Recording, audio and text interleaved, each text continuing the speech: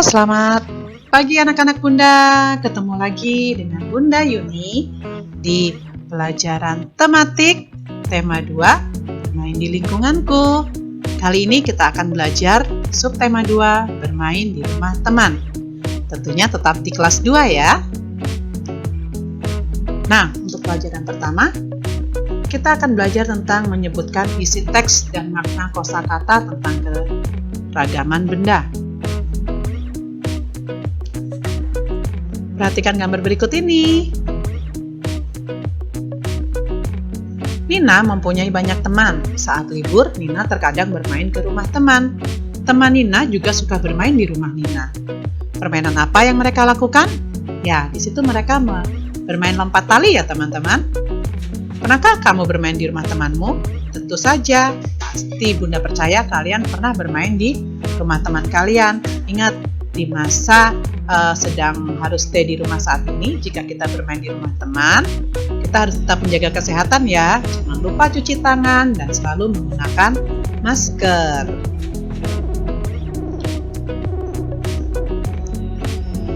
Sore hari, Deli bermain ke rumah Mary. Di sana mereka bermain plastisin. Mereka membuat berbagai bentuk benda menggunakan plastisin. Deli membuat bentuk buah-buahan dan Mary membuat bentuk buku. Permainan plastisin sangat mengasihkan. Ayo, sekarang kita isi bagian rumpang dengan kata yang tepat sesuai dengan bacaan di samping. Yang pertama, Deli ... ke rumah Mary. Apa jawabannya? Ya, bermain. Pertanyaan kedua, mereka bermain ... Jawabannya plastisin. Pintar.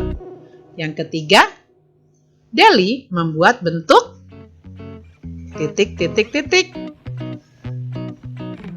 buah-buahan. Yang keempat, Mary membuat bentuk ...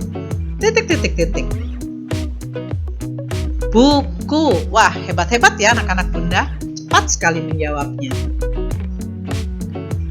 Membaca atau mendengar sebuah teks harus dilakukan dengan seksama agar kamu dapat menemukan informasi dalam teks tersebut. Jika masih kurang paham, ulangi membaca sekali lagi sambil menggarisbawahi atau mencatat hal-hal penting sehingga kamu dapat menceritakan kembali isi teks atau menjawab pertanyaan sesuai dengan isi teks tersebut. Kita masuk dalam keragaman kosakata atau perbendaharaan kata. Kali ini kita akan mengenal kosakata tentang keragaman benda. Ada bermacam-macam benda, ada benda padat, benda cair, dan benda gas. Kemarin kita sudah belajar ya tentang keragaman benda. Benda itu dapat dibedakan berdasarkan tekstur, berdasarkan bentuk dan wujud. Nah, kali ini tentang benda padat, benda cair, dan benda gas, berarti benda ini dibedakan berdasarkan wujudnya. Ada yang berwujud padat, cair, dan gas. Yuk kita perhatikan gambar berikut ini ya.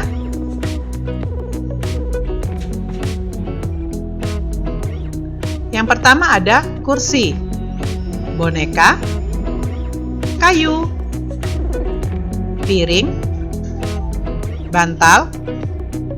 Nah, dari semua benda ini, termasuk benda apakah gambar di samping? Ya, benda padat. Semua ini adalah benda padat. Ciri-cirinya apa ya benda padat itu? Yang pertama, bentuk dan ukurannya tetap. Tidak berubah bentuk walaupun dipindahkan ke tempat lain. Ya, misalnya nih piring. Piring ketika kita masukkan ke dalam kotak, dia akan tetap berbentuk piring. Dia tidak akan berubah sama sekali. Bentuknya tetap bulat atau sesuai dengan bentuk piring yang ada. Misalnya piringnya kotak, ya bentuknya akan tetap kotak. Kalau piringnya bulat, bentuknya akan tetap bulat.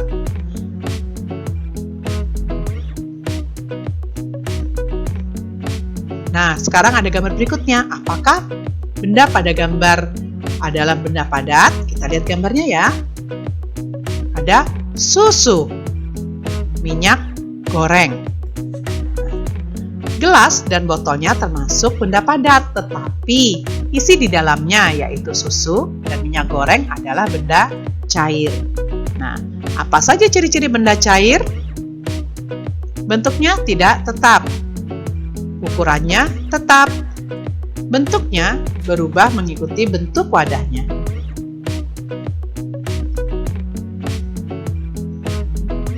Ya, sekarang gambar berikutnya termasuk benda apakah gambar di samping? Ada balon, ada bola. Udara di dalam balon dan udara di dalam bola adalah benda gas. Ciri-ciri benda gas, bentuk dan ukurannya berubah-ubah atau tidak tetap. Berubah bentuk mengikuti ruang yang diisi. Nah, jadi benda gas ini berubah bentuk mengikuti ruangnya. Misalnya kita mengisikan udara di dalam balon yang kecil. Tentunya bentuknya sesuai dengan ukuran balon. Kalau balonnya besar, isinya juga udara yang kita isikan juga mengikuti ukuran balon menjadi besar. Jadi bentuk benda gas ini selalu berubah-ubah dan tidak tetap. Tidak dapat dilihat dan disentuh. Kita tidak dapat menyentuh udara ya teman-teman. Kita juga tidak dapat melihatnya. Ya, dapatkah kamu menyebutkan contoh benda gas selain udara dalam balon dan udara di dalam bola? Nah, ini ada balon udara. Ya, balon udara juga diterbangkan oleh gas, ya, yaitu udara yang terdapat di dalam balon. Ada juga lampion. Ya, lampion juga diterbangkan oleh gas. Lampion dapat terbang ketika ada udara yang mengisi di bagian dalam lampion. Ada gelembung, ya, gelembung sabun atau gelembung air ini juga dapat terbang dengan menggunakan udara di dalamnya. Ya, ini adalah contoh-contoh benda gas selain balon yang kecil tadi dan juga selain bola ya teman-teman. Tapi masih banyak lagi benda gas-gas yang lainnya. Contohnya ada asap pabrik, asap kendaraan, itu juga salah satu benda gas. Kita lanjutkan.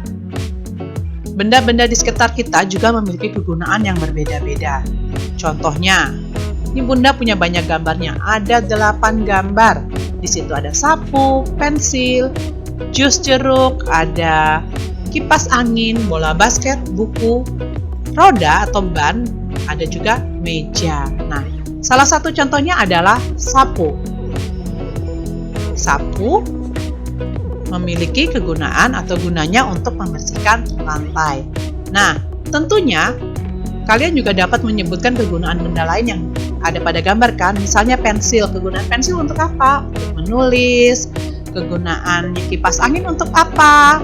Untuk menyejukkan ruangan. Nah, dari benda-benda yang lainnya tadi, coba kalian pikirkan ya, apa saja kegunaan benda-benda tersebut. Oke? Nah, jika kamu menemukan kata-kata yang tidak kamu mengerti artinya, kamu dapat mencari artinya dalam Kamus Besar Bahasa Indonesia atau KBBI. Ini dia contoh kamusnya. Nah, kalian pasti punya kan di rumah? Ya, banyak kata-kata yang tidak kalian mengerti. Misalnya nih seperti cair. Kemarin ada Bunda kasihkan cair. Itu artinya cair apa? Kalian bisa mencari artinya di Kamus Besar Bahasa Indonesia. Ada juga gelembung, ada juga kasar, atau ada juga halus. Nah, yang seperti yang kita bahas minggu lalu, itu kalian bisa mencarinya di Kamus Besar Bahasa Indonesia ini ya teman-teman. Oke, kita lanjutkan ke materi selanjutnya.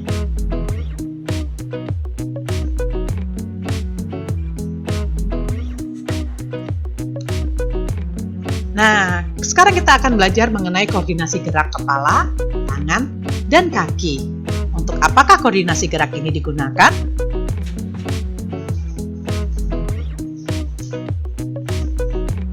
Ya, gabungan dari beberapa gerakan anggota tubuh disebut dengan koordinasi gerak. Contoh gerakan kepala. Mengangguk. Ya, kalian bisa kan mencontohkan mengangguk? Ada menggeleng, ada juga menoleh. Nah, ini adalah contoh gerakan kepala ya teman-teman. Gerakan kepala ini dapat digunakan jika digabungkan dengan gerakan lain dapat digunakan untuk sebuah tarian. Selanjutnya, Contoh gerakan tangan.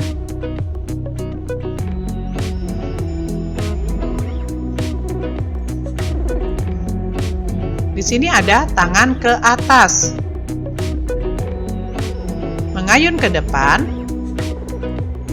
mengayun ke samping, dan juga tangan disilang ke depan. Nah, ini contoh dasar dari sebuah tarian kan? Tangannya ke atas, mengayun ke depan, mengayun ke samping, dan disilang ke depan. Nah, kita lihat ya gambar selanjutnya ada apa? Ini adalah contoh gerakan kaki. Ya. Melangkah ke samping, gerakan kaki disilangkan, gerakan lutut ditekuk, dan kaki diangkat. Nah, jika gerakan kepala, tangan, dan kaki tadi digabungkan, itu dapat membentuk sebuah tarian. Contoh koordinasi gerak.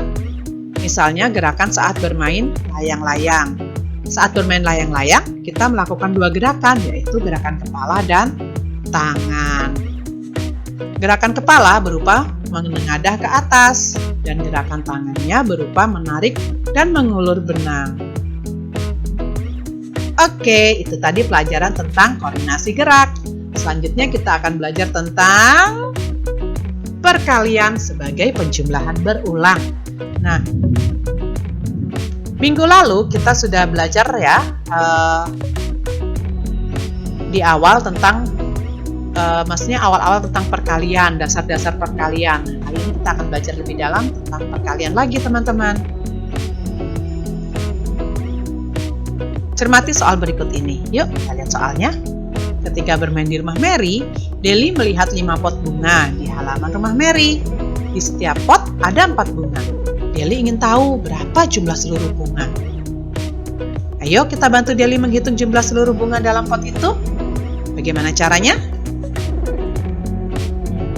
Dengan penjumlahan secara berulang, bilangan yang sama atau bunganya. Nanti kita akan hitung ya bunganya.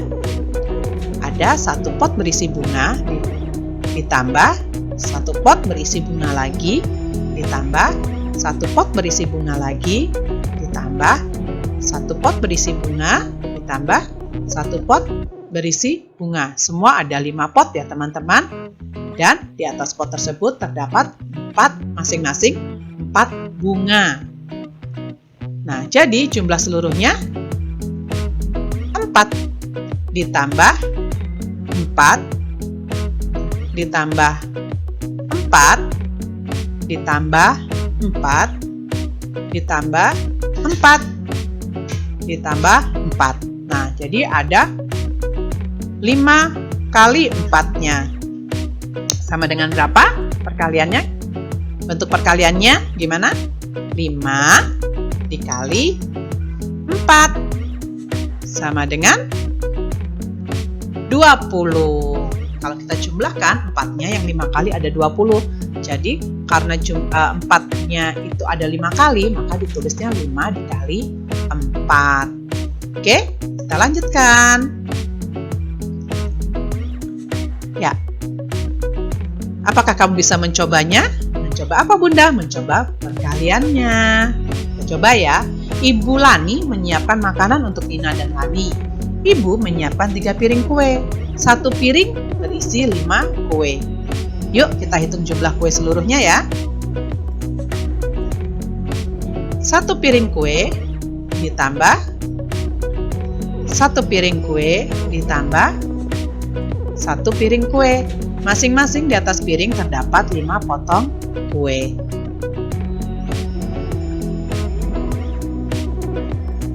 Jumlah seluruh kuenya adalah 5 ditambah 5 ditambah 5 sama dengan, kita buat dulu bentuk perkaliannya ya teman-teman. Ada 3 dikali 5. Mengapa 3 ditulis duluan? Karena ada 3 piring kue dengan 5 kue di atasnya. Jadi 5-nya ada 3 kali. Sama sama dengan berapa?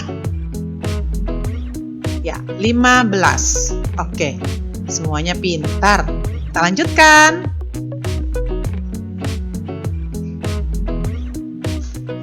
Nah, sekarang kita berlatih ya. Tuliskan bentuk perkalian beserta hasilnya. Yang pertama ada 2 ditambah 2 ditambah 2 ditambah 2 sama dengan ya, 4 dikali 2. Hasilnya adalah 8. Nomor 2 ada 4 ditambah 4 ditambah 4 ditambah 4 ditambah 4 ditambah 4. Bentuk perkaliannya adalah 6 dikali 4 sama dengan 24. Ada angka 4 sebanyak 6 kali di situ. Dan ada 7 ditambah 7 ditambah 7. Ada angka 7 sebanyak 3 kali di situ. Jadi bentuk perkaliannya adalah 3 dikali 7 sama dengan 21.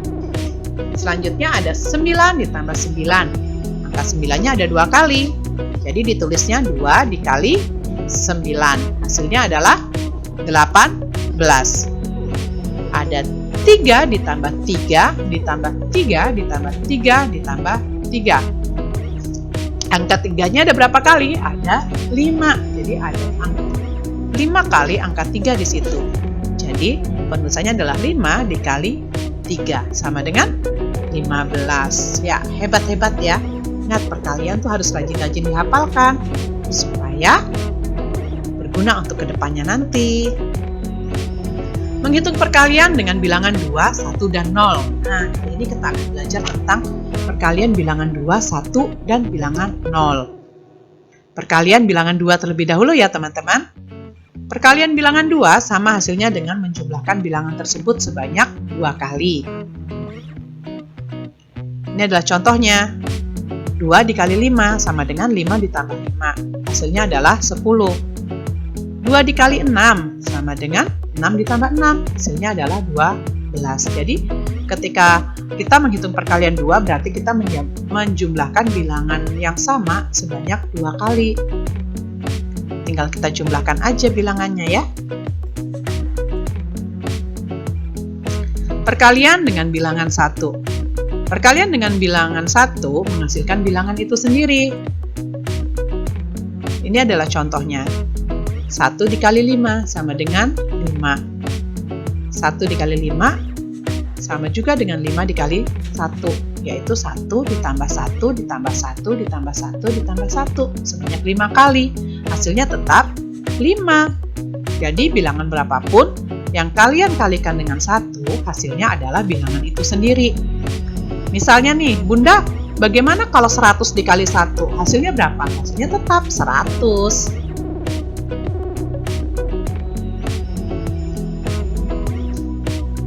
Sekarang kita akan bahas tentang perkalian dengan bilangan 0. Perkalian dengan bilangan 0 hasilnya adalah 0. Contohnya, 2 dikali 0 sama dengan 0 ditambah 0. Hasilnya adalah 0. 0 dikali 2 sama dengan 2 dikali 0. Hasilnya adalah 0. Jadi, bilangan berapapun ketika kita kalikan dengan 0, hasilnya adalah 0. Karena bilangan itu dikalikan dengan 0, dengan tidak ada pengalinya intinya ya. Jadi hasilnya tetap aja adalah 0.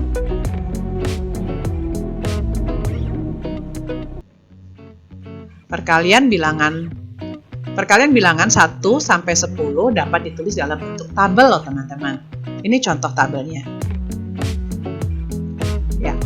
Misalkan kita akan mencari 3 dikali 8 menggunakan tabel perkalian nih ya. Caranya, carilah bilangan pada garis ketiga yang sejajar dengan kolom ke-8.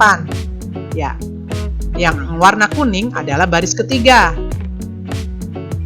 Yang warna hijau adalah kolomnya. Di sini yang Bunda kasih tanda panah itu ada baris ketiga dan kolom ke-8. Kemudian kita tarik dari baris ketiga sebanyak 8 kali.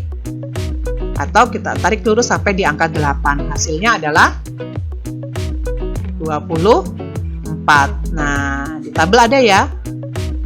Kalian pasti akan menemukan angka 24. Jadi 3 dikali 8 sama dengan 24.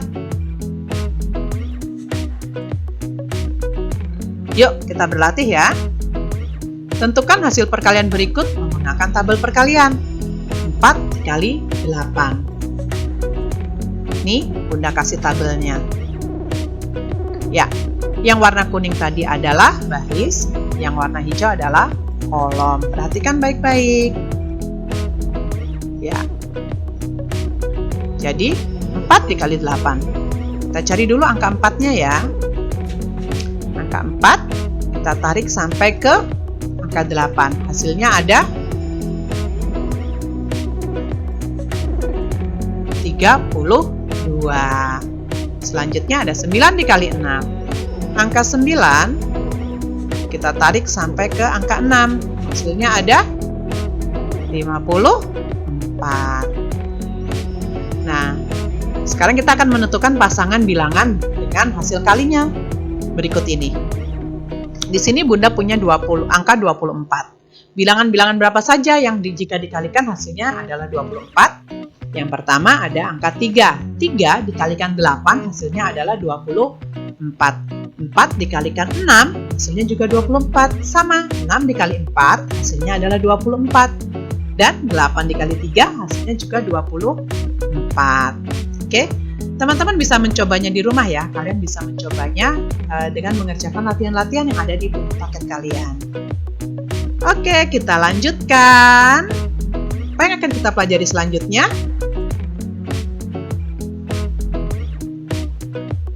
Nah, kita akan masuki di aturan di rumah teman.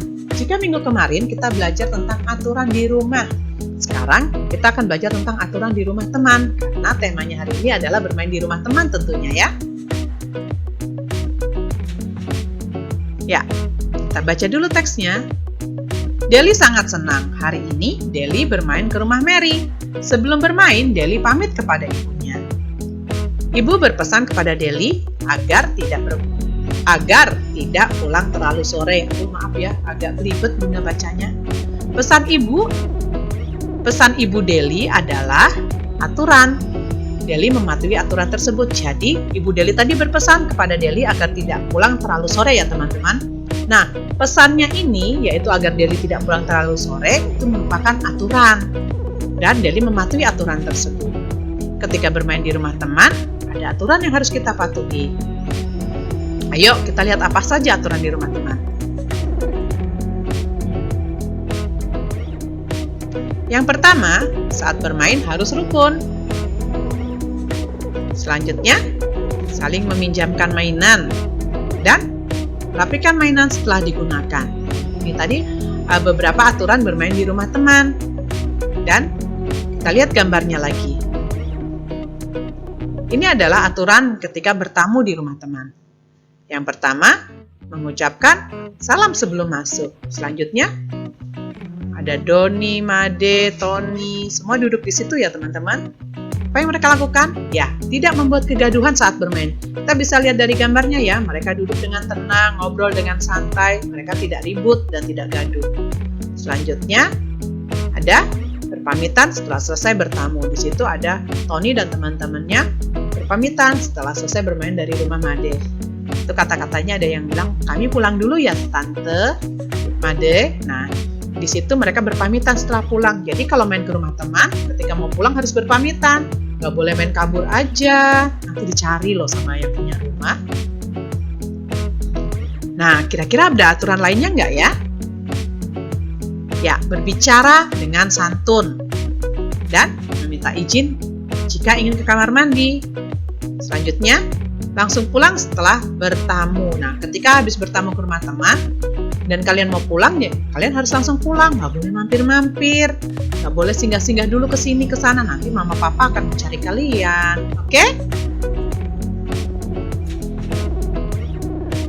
Yuk kita ingat kembali contoh aturan di rumah. Nah, ini adalah aturan yang ada di rumah Nina ya teman-teman. Yang pertama, membantu ayah mengangkat barang. Nah, jadi keluarga Nina ini punya aturan ketika ada orang tua sedang sibuk. Ini contohnya ayah Nina sedang mengangkat barang. Jadi Nina dan Adi otomatis akan membantu. Yang kedua, membantu ibu mencuci piring. Dan Rapikan mainan setelah digunakan. Nah, ini adalah aturan-aturan di rumah Nina. Tentunya tidak hanya 3 aturan ini, masih banyak aturan-aturan yang lain yang dipatuhi oleh Nina. Nah, sudahkah kalian menjalankan aturan di rumah kalian? Pasti sudah ya, kan anak-anak Bunda hebat-hebat, pasti selalu menjalankan aturan yang baik ya di rumah.